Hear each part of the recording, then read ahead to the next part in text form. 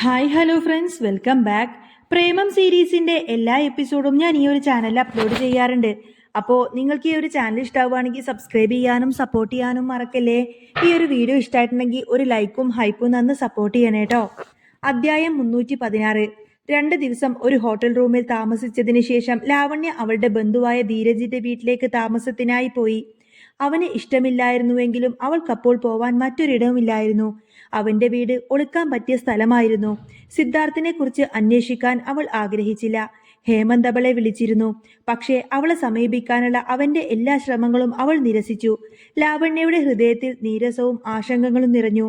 എന്നാൽ ഹേമന്തിന്റെ മുന്നിൽ നിൽക്കാൻ അവൾക്ക് കഴിയില്ല. അവനെ എങ്ങനെ അഭിമുഖീകരിക്കും? അവൻ കളിയാക്കുമോ എന്നറിയില്ല. സിദ്ധാർത്ഥന്റെ വധുവായി ഇങ്ങനെ ഒരുങ്ങി നിന്നിട്ട് ഇങ്ങനെ സംഭവിച്ചതിനു ശേഷം അവൻ എന്താവും തന്നെ പറ്റി കരുതുക? അവൾ വിചാരിച്ചു. മറ്റുള്ളവരുടെ പരിഹാസ നോട്ടങ്ങൾ ഓർത്തപ്പോൾ അവൾക്ക് വല്ലാത്ത വെറുപ്പ് തോന്നി. സിദ്ധാർത്ഥിനോടും നീലിമയോടുമുള്ള അവളുടെ വെറുപ്പ് കൂടുതൽ തീവ്രമായി. അവരോടുള്ള അവളുടെ ദേഷ്യം ഇപ്പോൾ ഒരിക്കലും മാറ്റാനാവാത്ത അത്രയും തന്നെ ഉണ്ടായിരുന്നു. അവളുടെ കുടുംബാംഗങ്ങളും അവളെ അന്വേഷിച്ചു നടന്നു. പക്ഷേ അവൾ അവരെല്ലാം ഒഴിവാക്കി.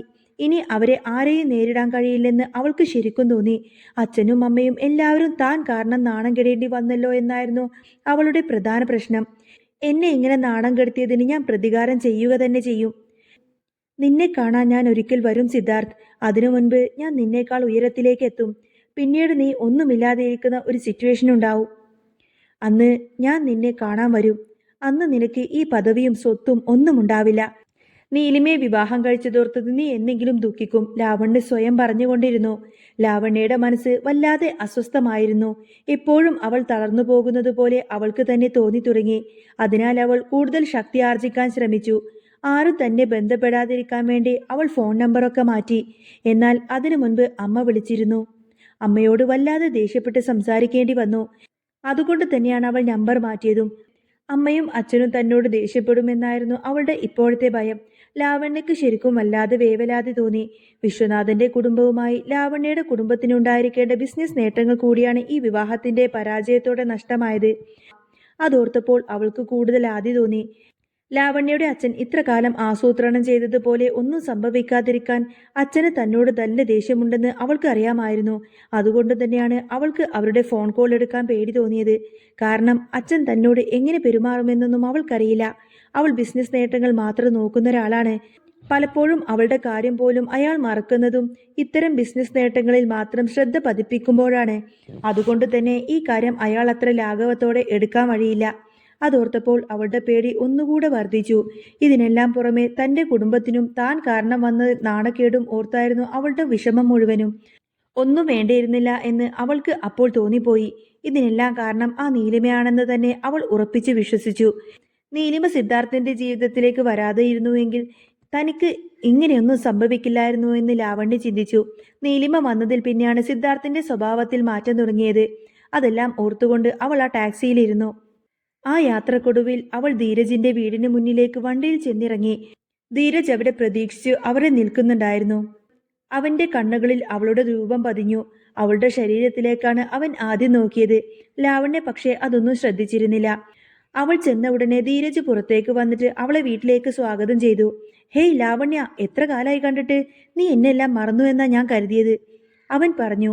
അങ്ങനെ ചോദിക്കുമ്പോഴും അവൻ തന്റെ ശരീരത്തിലേക്കാണ് നോക്കുന്നതെന്ന് ലാവണ്യ മനസ്സിലാക്കി. പക്ഷേ അപ്പോൾ അവൾ ആ നോട്ടം പൂർണ്ണമായിട്ടും അവഗണിച്ചു. കാരണം ആ സമയത്ത് അവൾക്ക് അവനെ കൂടി വെറുപ്പിക്കാൻ സാധിക്കുമായിരുന്നില്ല. ഇപ്പോൾ തന്നെ മറ്റാരുടെയും സഹായമില്ലാതെയാണ് അവൾ അവിടേക്ക് വന്നത്. അതുപോലെ തന്നെ പരിചയമുള്ള ആളുകൾ ആ സിറ്റിയിൽ നിരവധി ഉള്ളതുകൊണ്ട് അവരാരും കാണാതെ മാറി താമസിക്കാൻ ഒരു സ്ഥലം അവൾക്ക് പെട്ടെന്ന് കിട്ടാനും ഇടയില്ല. എല്ലാം കൊണ്ടും ധീരജിന്റെ വീടാണ് തനിക്കിപ്പോൾ താമസിക്കാൻ പറ്റിയ സ്ഥലമെന്ന് ലാവണ്യക്ക് അറിയാമായിരുന്നു. അവൾ അങ്ങനെ ഓരോന്ന് ആലോചിച്ചുകൊണ്ടിരുന്നു. ഈ സമയം ലാവണ്യെ വശീകരിക്കാനും അവളുടെ കയ്യിൽ പിടിച്ച് അവളെ തഴുകാനും ധീരജ് ആഗ്രഹിച്ചു. പക്ഷേ അവൻ സ്വയം വിലക്കി. അയാൾക്കപ്പോൾ അങ്ങനെ ചെയ്യാനൊരു ഭയം തോന്നി. അവൻ അവളെ നോക്കി പുഞ്ചിരിച്ചു. എന്തായാലും നീ വന്നല്ലോ, വാ അകത്തേക്ക് പോവാൻ അവൻ അവളെ ക്ഷണിച്ചു. അവൻ വളരെ ശാന്തനായിട്ടാണ് പെരുമാറിയത്. ഈ പെരുമാറ്റം ലാവണ്യെ ആശങ്കയിലാക്കി. കാരണം പണ്ട് ധീരജ് ഇപ്പൊ കണ്ടാലും തന്റെ ദേഹത്ത് തൊടാനും കെട്ടിപ്പിടിക്കാനും മറ്റുമായി വരാറുണ്ട്. എന്നാൽ ഇപ്പോൾ അവൻ വളരെ മാന്യമായിട്ടാണ് പെരുമാറുന്നത്. അവസാനമായി കണ്ടപ്പോൾ പോലും അവൻ തന്നോട് മോശമായിട്ടെന്തോ പെരുമാറിയിട്ടുമുണ്ട്. പക്ഷേ ഇവനെന്താ ഇപ്പോൾ ഇങ്ങനെ? അവൾ അത്ഭുതപ്പെട്ട് ചിന്തിച്ചു. അവൾക്ക് പൊതുവെ ധീരജിനെ ഇഷ്ടമേ അല്ല.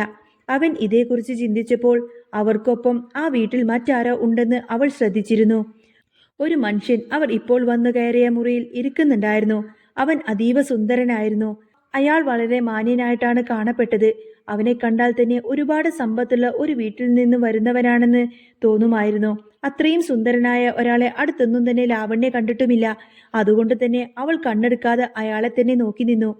അവൾ തന്റെ ചെറുപ്പകാലം മുതൽ ധാരാളം യുവാക്കളെയും ധനികരെയും കണ്ടിട്ടുണ്ട്. പക്ഷേ അതിൽ നിന്നെല്ലാം അയാൾ അത്രയും വ്യത്യസ്തമായിരുന്നു. അത്രയും സുന്ദരനായതുകൊണ്ട് തന്നെ ലാവണ്യ അവനെ വല്ലാത്തൊരു ആകർഷണതയോടെയാണ് നോക്കിയിരുന്നത്. അയാളോടുള്ള അവളുടെ താല്പര്യം വർദ്ധിച്ചുകൊണ്ടിരുന്നു. അയാൾ അവിടെ നിന്നും ഒഴിഞ്ഞു മാറാൻ ശ്രമിച്ചപ്പോൾ അവൾ നിർവികാരമായി ഒന്ന് ചിരിച്ചു.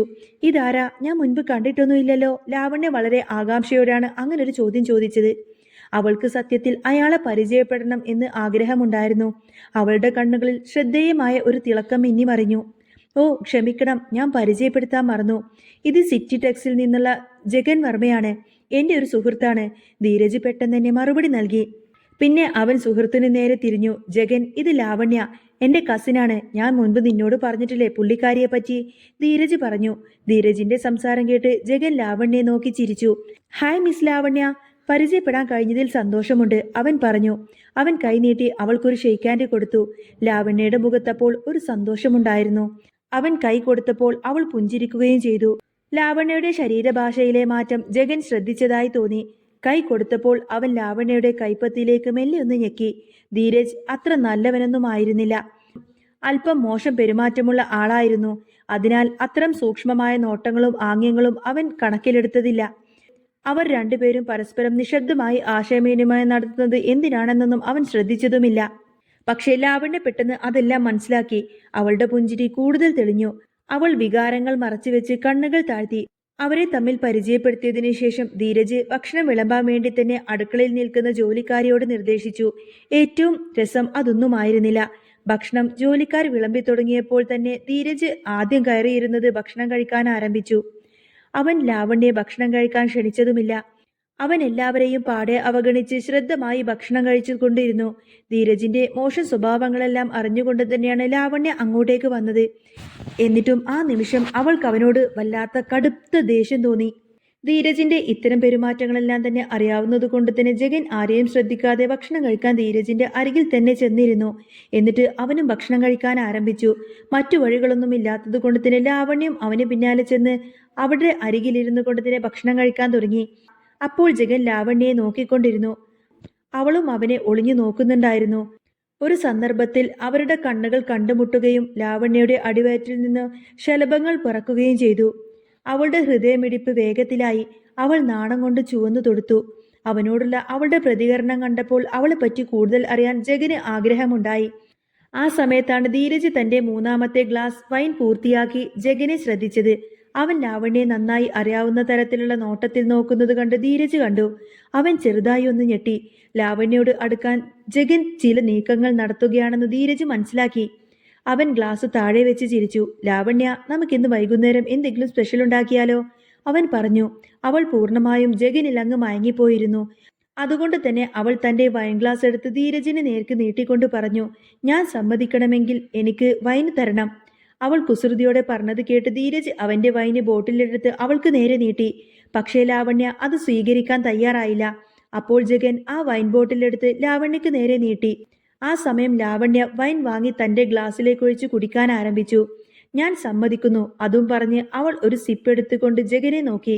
അവൻ സ്വന്തം ഗ്ലാസ് ഉയർത്തി അതിൽ നിന്ന് കുടിക്കുമ്പോൾ അവളെയും നോക്കി. ഇതെല്ലാം ധീരജ് കണ്ടിരിക്കുകയായിരുന്നു. ധീരജ് സംതൃപ്തിയോടെ ഇരുവരുടെയും ജോഡിയെ നോക്കിയിരുന്നു. എങ്കിലും അവൻ ജഗന് ലാവണ്യെ കൂടുതൽ പരിചയപ്പെടുത്തി കൊടുക്കാൻ ആഗ്രഹിച്ചു. ഈ ലാവണ്യ വളരെ നല്ല കുട്ടിയാണ് ജഗൻ. ഇവളുടെ കല്യാണം ഒരാളുമായി തീരുമാനിച്ചിരുന്നു. അവൾക്ക് ഇയാളെ വളരെയധികം ഇഷ്ടമായിരുന്നു. പക്ഷേ അവൻ മറ്റൊരു പെണ്ണിനെ കല്യാണവേദിയിൽ വെച്ച് വിവാഹം കഴിച്ചു. അങ്ങനെ ഇവൾ ആകെ നാണം കെട്ടുപോയി. ഒടുവിൽ നാട്ടിൽ നിൽക്കാൻ പറ്റാത്ത അവസ്ഥയായി. അങ്ങനെയാണ് ഇപ്പോൾ എൻ്റെ അടുത്തേക്ക് വന്നിരിക്കുന്നത്. ലാവണ്യയുടെ മുഖം പെട്ടെന്നങ്ങ് വിളറി. അവൻ വെറുപ്പോടെ ധീരജിനെ നോക്കി. അവന്റെ വായടപ്പിക്കാൻ അവൾ ആഗ്രഹിച്ചു. കാരണം തന്റെ ലൈഫിലെ മോശം കാര്യങ്ങളൊന്നും തന്നെ തുറന്നു പറയാൻ അവൾ ആഗ്രഹിച്ചിരുന്നില്ല. അതോടെ ജഗന്റെ ഭാവവും മാറി.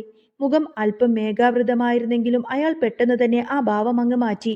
അയാൾ ലാവണ്യോട് പറഞ്ഞു, മിസ് ലാവണ്യക്ക് ഇത്തരമൊരു വിധി നേരിടേണ്ടി വന്നിട്ടുണ്ടാവുമെന്ന് ഞാൻ ഒരിക്കലും പ്രതീക്ഷിച്ചിരുന്നില്ല. നിങ്ങൾ ഒരു മികച്ച സ്ത്രീയാണ്. നിങ്ങളെ വിവാഹം കഴിക്കാൻ ആഗ്രഹിക്കാത്ത ഒരാൾ എത്ര വലിയ മണ്ടനായിരിക്കും.